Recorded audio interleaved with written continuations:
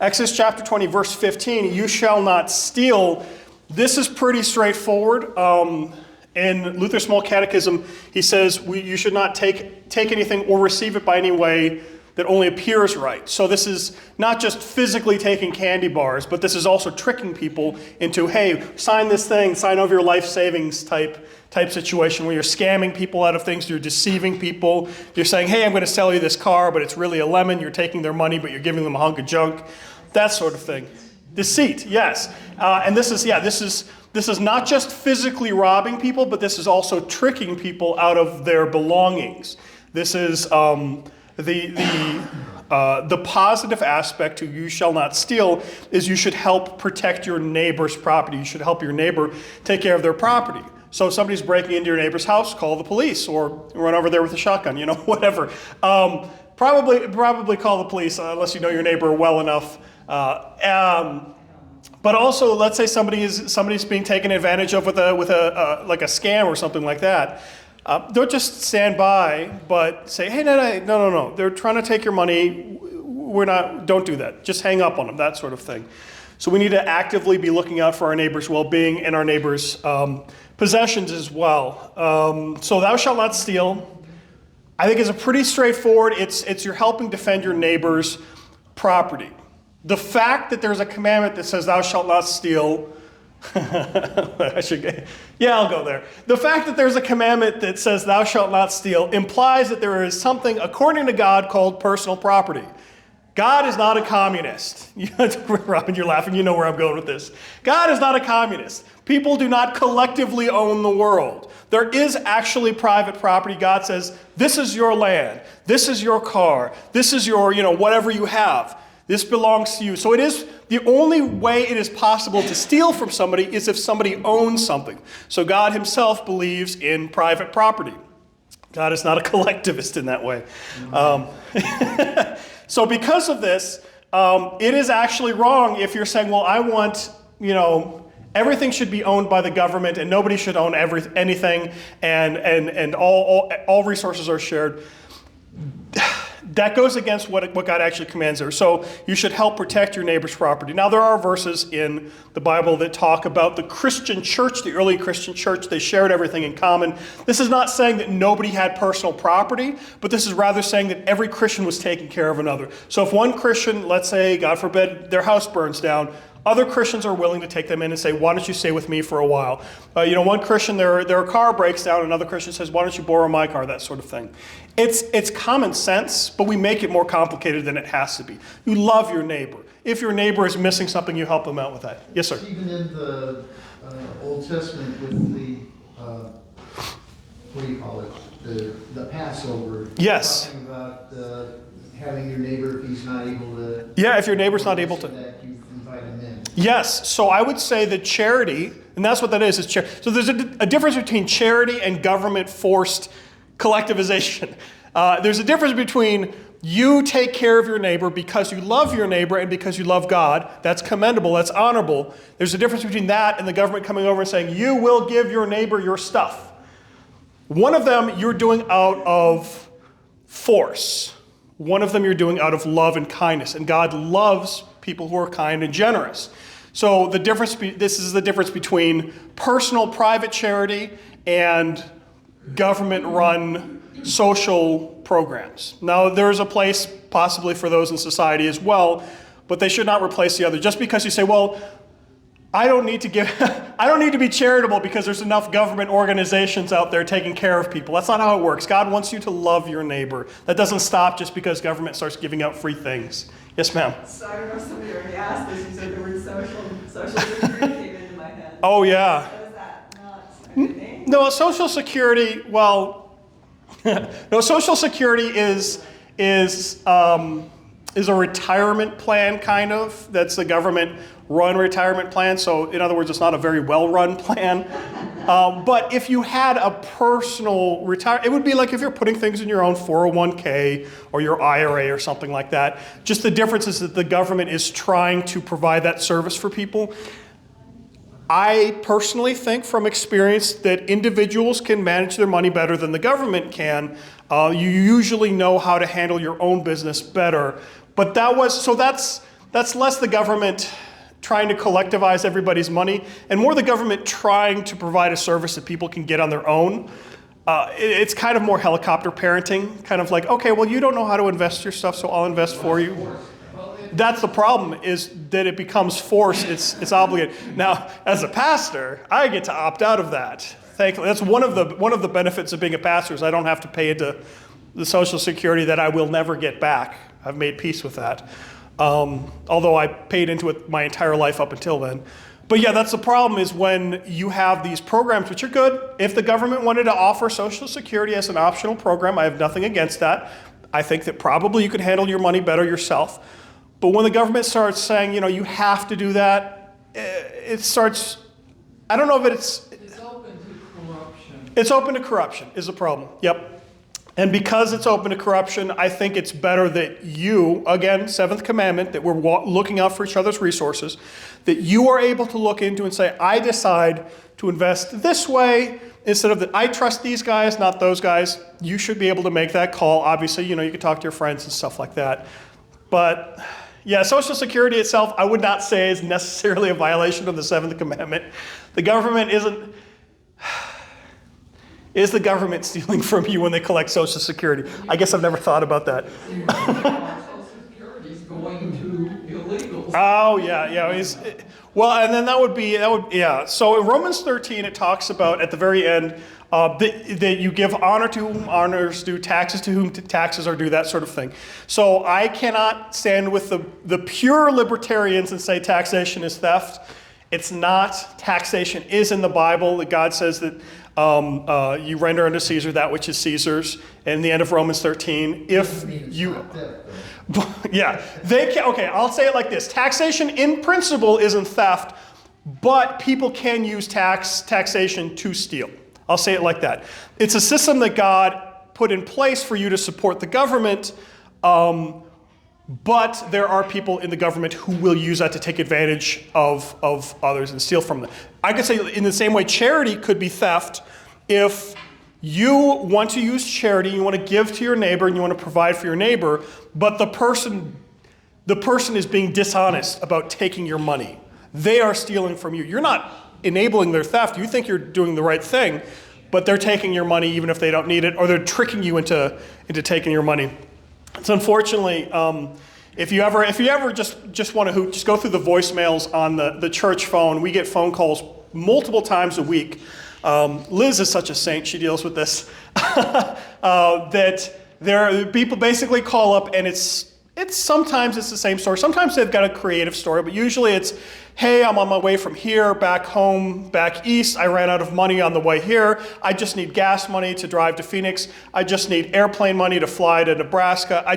And it's kind of the same recycled story, and either every single person is running into the same problem, or people have found out that this is a good script to use to ask for money. And they'll call up every single church in the area one at a time. They call it dialing for dollars. They call up all the churches. And the tragedy is let's say somebody comes in and they actually do need help. How can we tell the difference between somebody who genuinely needs help and the people who are trying to steal? And I don't know how to read their hearts yet, so just as a policy, we say, look, we can't. As just a policy, we don't do that. Yes, ma'am, did you have something? Not valuable. Okay. You don't help them, they'll steal your heater. Yeah, we can't give you money, but if we got some copper in the air conditioning up on, and they steal the copper. There we go.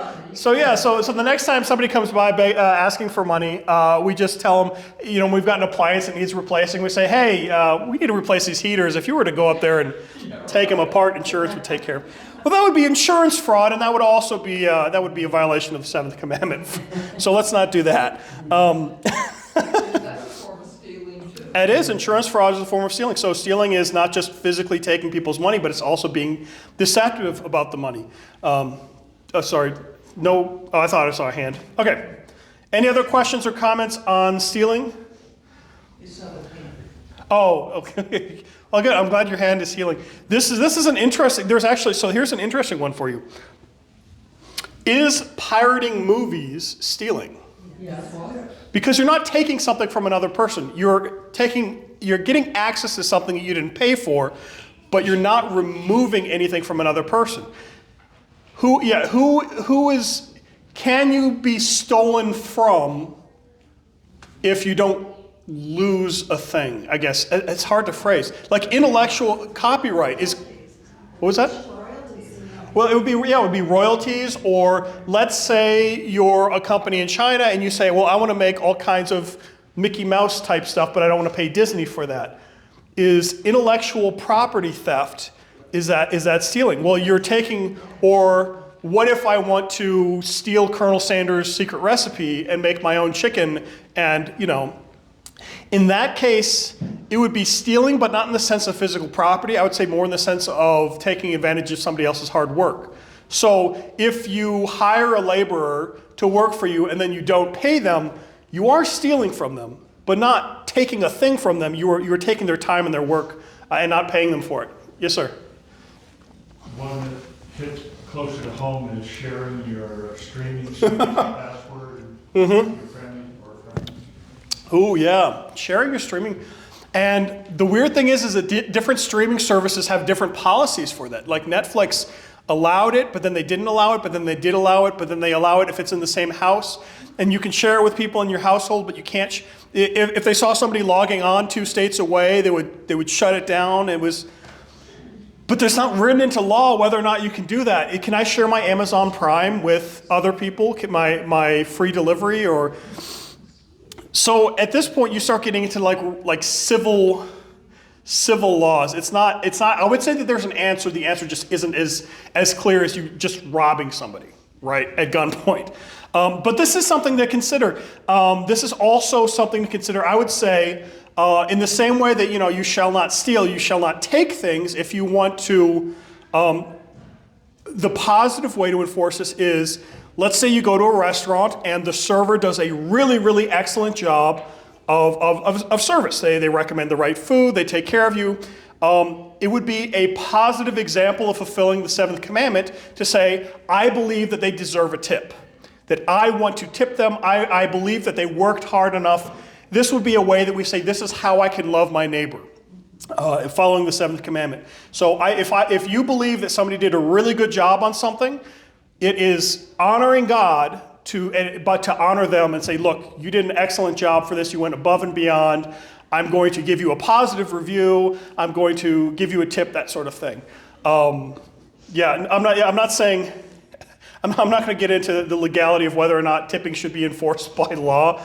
I really think that should be, do you believe that this person went above and beyond the service?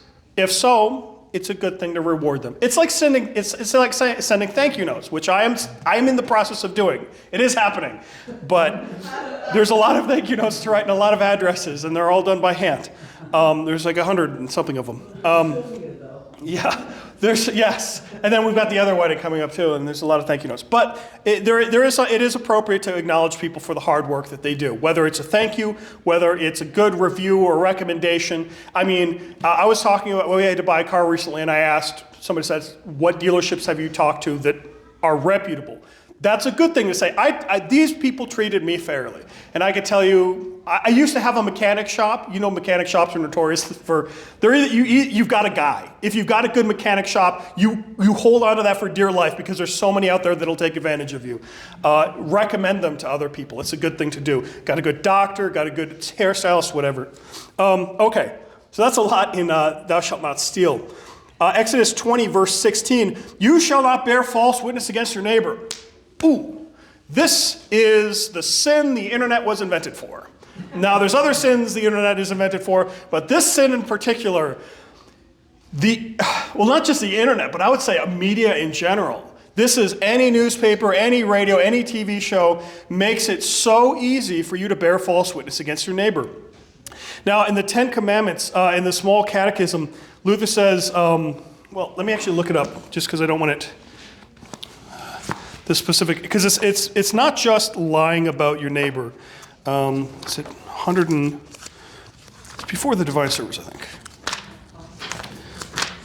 Unless somebody has the 8th commandment explanation memorized, we should fear and love God, that we do not tell lies about his neighbor, hurt his something. I got all mixed up. Slander him, hurt his reputation. But explain things, yeah, explain everything in the kindest way. I want to get the list specifically because I think Luther does a really good job of all the ways that we can violate the 8th commandment. And this is not Luther adding to the commandment, rather this is Luther bringing together a bunch of different texts. Okay, Small Catechism is in the 300s, 321. Yes, the 8th commandment, you shall not give false testimony against your neighbor. What does this mean? We should fear and love God, that we do not tell lies about our neighbor, betray him, slander him, hurt his reputation, but defend him, speak well of him, and explain everything in the kindest way. Yes, ma'am. Does that mean not telling people bad things about them, withholding, like defending them maybe means not making it known to others that are slime wall or whatever it affects. Yeah. Generally, so I mean, Do you withhold truthful truthful? things that are not good things about them? Sometimes. And now, if you're curious about that, then usually it's better to err on the side of I don't want to gossip, even if it's true, because gossip can be true. But I don't want to gossip, and I'll explain that in 1 second. Yes, ma'am. William Blake says, the truth told with bad intent is worse than any lie you can invent. That's perfect. Yes. So you can violate the 8th commandment even by telling the truth, hurting their reputation. So let's say you've got an embarrassing secret about somebody that it doesn't need to be public. Well, they've got this horrible rash or something like that. It's not nobody else's business about this. But it's true. So can I tell people about this horrible, every time they sneeze, it's their nostrils empty out snot. Just like this horrible, embarrassing thing. Yeah, it's true, but it can still be gossip. Yes, ma'am. Right. So what I would say, so let's say you've got the bad mechanic. You don't know for a fact that they're, like maybe they're just bad at their job. You don't know for a fact, you don't know, you don't know for a fact their intentions. If you're leaving a review on their mechanic site, stick with, don't try to impugn their reputation. Say, they're a horrible person, they're trying to cheat me out of my money, that kind of thing. Just say, I didn't get the service that I requested. They recommended a bunch of services that I know for a fact that I didn't need. I would recommend. So there's a way, explain everything in the kindest way. Sometimes you have to say bad things about people. Politicians. You could say, okay, well, here's this politician and I can't even think of a good thing to say about him or her. How do you explain something important like that lovingly? We say, I would recommend not voting for this politician for this reason, this reason, and this reason. Really, when you get into the realm of something public, it's different to say, look, here's a quote. George Washington said he wouldn't chop down a cherry tree or something like that. Here's a public statement that they said. That's not a violation of the 8th commandment to say, no, you said this publicly. More a violation of the 8th commandment would be, I met with them privately. I cannot verify this thing that I'm going to claim about them, but I'm going to claim this thing publicly. And this is talked about in other places in Scripture where it says that you need 2 or 3 witnesses. You need to be able to back up your story. Even if it's true, you could end up looking like a fool you could end up looking like you're trying to hurt their reputation by claiming something about them that you can't prove. So the 8th commandment, you shouldn't intentionally go out there and try to hurt people's reputation because you can take their property, 7th commandment, you can damage them physically, 5th commandment, but something also great and valuable you can take away from somebody is their reputation, and that's the 8th commandment. In the Bible, I was trying to remember, it's somewhere in Proverbs where it says something along the lines of there's 3 things that God hates, a lying tongue, or whatever. There's like a list.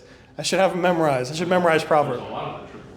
But in particular, he says something. There are like 3 things that God hates, and one of them is listed as a lying tongue. And we kind of treat an 8th commandment like that's a minor, because you're not killing anybody, you're not taking their physical property. Liars, beggars, and thieves. You can. Did you find it? Okay, let me see. Let me see if I can find it. I'll ask. Oh, Wizard of Oz. Let me see. Bible verse, 3 things. 6:16 through 19. Yes, that's it. What does that say, please? It kind of cuts up. Oh, here it goes. Oh, yep. Examples are haughty eyes, pride, Yep, yep. a lying tongue, and hands that shed innocent blood. So interesting. So hands that shed innocent blood. So you'd be like a murderer, and God puts that in the same level as haughty eyes and a lying tongue. So this is absolutely something that God takes really seriously, even if we don't. Well, I didn't hurt him. I just tweeted about him. Well, no, you can absolutely destroy somebody's rate. You can make it so it's really hard for people to get a job. You can ruin their relationships with others. You can absolutely ruin somebody. You can do usually more damage to a person publicly with slander than you can do privately on your own. Yes, ma'am? Just all the internet bullying, like putting people's heads on other bodies and making a story out of it, making it it's you that did this. And Yeah, yep. you know, like kids in high school. Oh, yeah, yeah. And this is something that has to be taught to kids as well, because kids are taught not to steal, not to get into fights, but also you need to bridle your tongue. Children need to be taught that as well. They need to be taught that it's a very serious thing when, let's say, hypothetically, you've got toddlers, and hypothetically, they like to lie about what the other person did to get them in trouble all the time. Hypothetically, if that happened, the parent should definitely say, you are not allowed to lie about your brother. You're not allowed to lie about your sister. I know that that's not true. We have a policy at the house. You know how you probably did this, I did this when I was growing up, how if you're saying naughty words and stuff like that, your parents wash your mouth out with soap? It's still effective, by the way. They still make soap.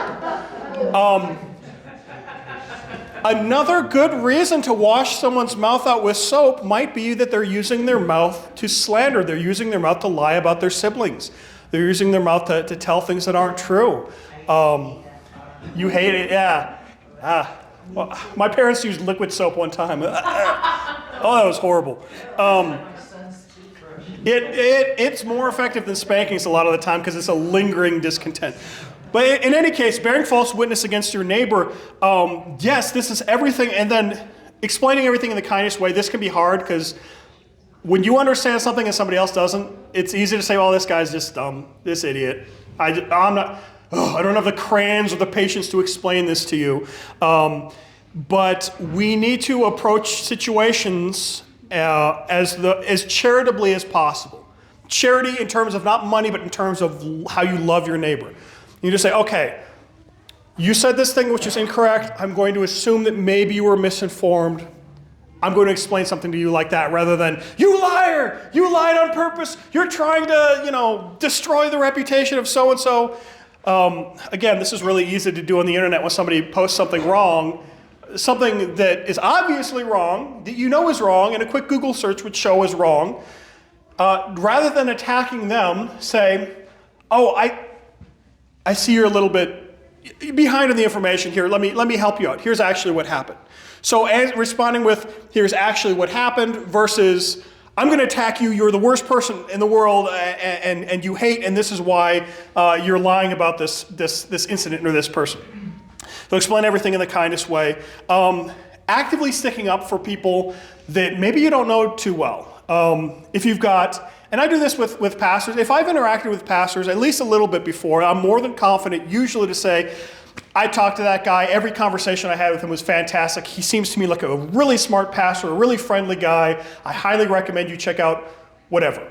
I'll say that about a person that I've had 2 conversations with, and I'm not trying to lie about them, but I am assuming the best about them, especially based on what I know about them, what my interactions with them have been.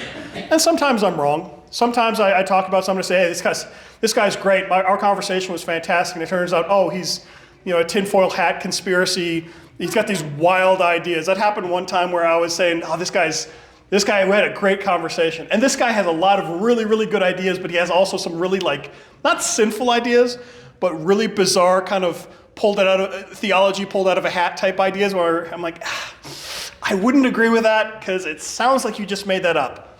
But everything else you said was correct. But I would still I would try to find a positive way, even if there's something wrong with I went to the mechanic, keep picking on mechanics. I went to the mechanic, they were recommending services I didn't need. They were nice, they were friendly, they welcomed me, you know, they were in a comfortable waiting room. Just wasn't for me, for these reasons. Try to, you know, you try to put the best construction on things. You don't have to lie. You don't have to say people are good when they're bad, but you try to put the best construction on things. That's kind of a good way to look at it. Yes, ma'am. What about family members? Ooh. Like, Family members. they come over to visit you, Mm-hmm. and you're talking in conversation, and they are not speaking the truth to you. Yes. And then they leave, and then just say, me and my daughter speak about the conversation. Yeah. Is that being bad towards that person, and especially Right. if we bring it up to them later? I don't think so. I think a lot of it depends on your intent. Is your intent to hurt their reputation? No. Your intent is to try to get to the truth. And this is, I know exactly the situations you're talking about. I've had, where you have family and they'll say something, and I've got family who lives in California, and all that implies. And they'll come over and they will say things, and I sometimes disagree with them to their face, and sometimes I talk with my father or somebody afterwards, and I say, no, this was wrong for this reason, this reason, this reason. Now, that's not the same thing as you jumping on Facebook and saying, oh, my sister just came over and she's such a crazy person and I can't believe how wrong and dumb she is. Like, that's, don't, yeah. So is your goal, if your goal is trying to hurt their reputation, that would be a violation. If your goal is trying to spread slander about them, gossip, that would be bad. But if you should have conversations about the truth, you should absolutely say, they said these things, I don't like that they said it. It's not true. And then it's good that you talk to them afterwards, because it's easy to talk behind somebody's back. It's hard to talk to somebody and say, you hurt me with these words. This is what I perceive from these words. And sometimes we're wrong. Sometimes I'll have a conversation with somebody. I said, you said this thing, and this is kind of what I felt you meant. Is that what you meant? And they'll say, no, that came out completely wrong. I actually meant this other thing that isn't insulting or horribly wrong or whatever. So it's another thing is you approach conversations. If you have a disagreement with somebody, if you have an argument with somebody, approach the conversation as though, give them the opportunity to say, I misspoke. I was wrong in how I didn't mean that. I meant this other thing instead. Allow that grace. Because imagine, the golden rule, do unto others as you would have them do unto you. If you said something and people took it the wrong way, you would much rather prefer they came up to you and said, I heard you say this. Is this what you meant? Did you mean this thing or did you mean something else? I would much rather have somebody say that to me, especially if it's like a sermon or something I say online or something. People come up and say, you said this thing. It kind of sounds like you're saying this other thing. And a lot of times I'll say, no, I just put my foot in my mouth. I did not mean that at all. I misspeak more frequently than I speak, it seems. Yes. So because of that, because we all misspeak, we say things that are taken the wrong way, we should extend that grace to others and say, this is what it sounded like you were saying. It hurt my feelings, or it sounded wrong, or whatever. Is that what you meant? Yes, ma'am. I think the internet and all Facebook, all this stuff, it makes it really difficult because it's not face to face. It's not face-to-face. Isn't that interesting that we create barriers? It's easier to write about somebody. It's easier to talk about somebody than talk to someone. Yeah. It's easier to gossip than it is to ask somebody directly. And according to the 8th commandment, we should be trying to seek out and say, hey, I heard this thing about you. I heard you say this thing. Can you explain that a little bit more? And sometimes they clear something up, and sometimes they double down and you say, oh, okay, well, then my perception about you is correct. Yes, sir. Is there anything instructive in the first chapter of 1 Corinthians where Paul is dealing with essentially gossip about what's going on in the church? There's several things that he touches on. Where he says, I've heard these things going on, or Divisions and... which verse is that? Because I think I know what you're talking about, but it's not 11 or? verse 10. Verse 10. Okay, I thought it was 10 or 11. Okay, let me see. I appeal to you, my brothers, by the name of our Lord Jesus Christ, that all of you agree that there be no divisions among you, but you be united in the same mind and the same judgment. For it has been reported to me by Chloe's people that there is quarreling among you, my brothers, which I mean, each one of you says, I follow Paul, I follow Apollos, I follow Cephas, I follow Christ. Is Christ divided, et cetera, et cetera. So, yes.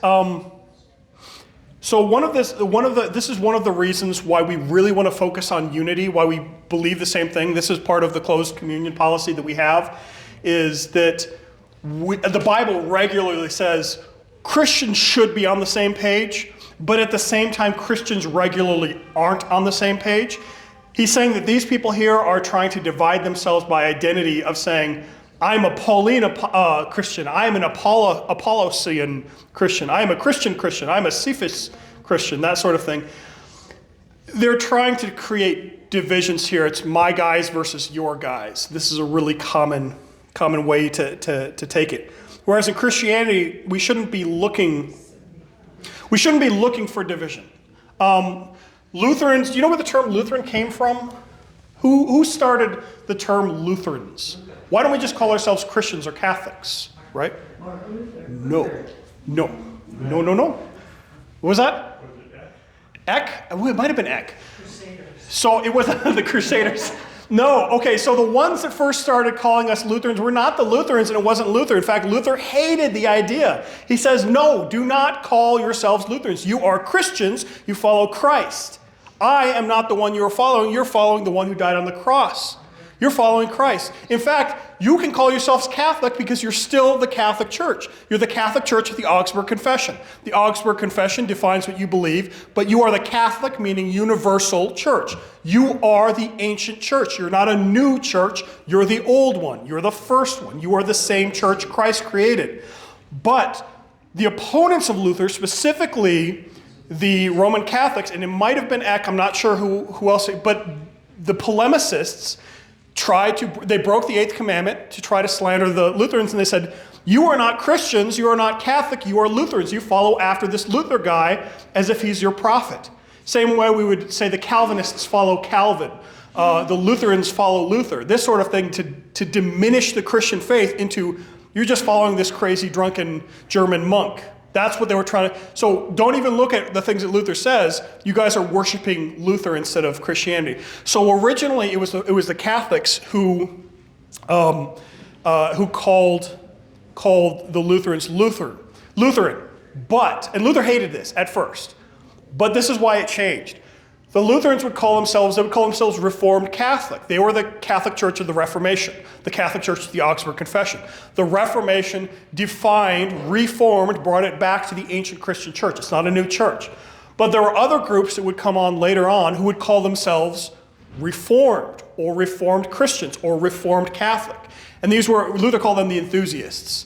This would be Zwingli, this would be kind of like the Anglicans, the Reformed Baptists are later kind of come from there. All these other groups that come out of after the Reformation, not out of the Reformation, but after the Reformation. So John Calvin, Ulrich Zwingli, people like that, they started calling themselves, well, we're Reformed Christians too. And Luther says, no, we have nothing to do with these people. They are heretics.